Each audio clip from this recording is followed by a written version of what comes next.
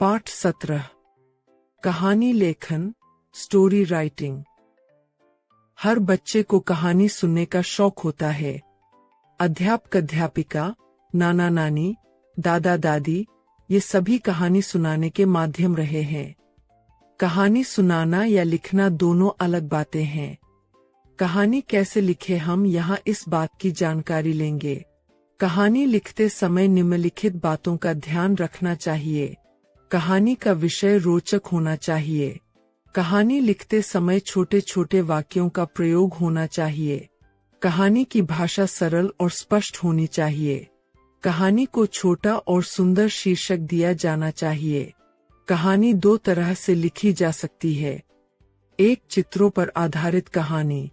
दो, संकेतों पर आधारित कहानी। बच्चों, हम यहाँ दोनों तरह के उदाहरण देखेंगे। एक, चित्रों को देखिए, समझिए और कहानी पढ़िए। एकता में बल। एक दिन कुछ कबूतर भोजन की तलाश में उड़ते हुए जा रहे थे। उन्हें जमीन पर बहुत सारे दाने बिखरे हुए दिखाई दिए। सभी कबूतर दाना चुगने के लिए जमीन पर उतर गए, लेकिन वहां बहेलिये ने पहले से ही जाल बिछाया था। सारे कबूतर जाल में फंस गए। सभी कबूतर उदास हो गए क्योंकि अब उनका अंत निकट था। एक बूढ़े कबूतर ने उन्हें हिम्मत से काम लेने की सलाह दी। उसने कहा, यदि हम एक साथ मिलकर जोर लगाए तो जाल को लेकर उड़ सकते हैं। सभी कबूतरों ने ऐसा ही किया और वे जाल को लेकर उड़ गए। बहेलिया कबूतरों को जाते देख हाथ मलता रह गया।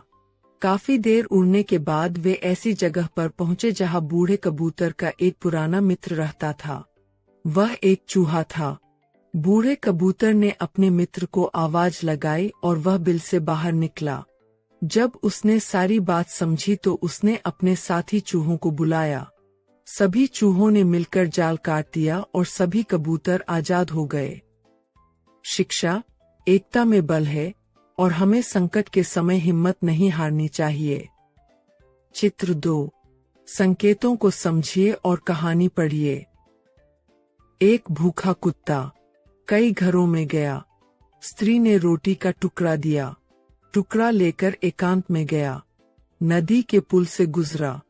पानी में अपनी परछाई देखी। पानी में दूसरा कुत्ता नजर आया। मन में लालच जागा। सामने वाले कुत्ते पर भौंकना शुरू। मुंह खोलते ही रोटी पानी में गिर गई। कुत्ता दुखी हो गया। लालची कुत्ता। एक बार की बात है, एक कुत्ता बहुत भूखा था। वह कई घरों में गया, पर उसे कहीं से कुछ भी खाने को न मिला। काफी देर बाद एक स्त्री ने उसे रोटी का एक टुकड़ा दिया। वह उस टुकड़े को लेकर एकांत में खाने के लिए एक छोटी सी नदी के पास गया।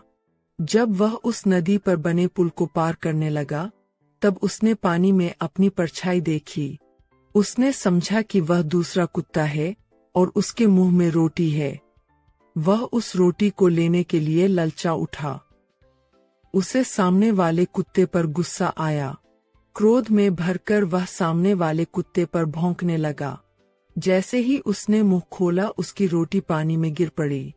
कुत्ता बड़ा दुखी हुआ, पर अब पछताने के अलावा और क्या हो सकता था। शिक्षा, लालच का फल हमेशा बुरा होता है।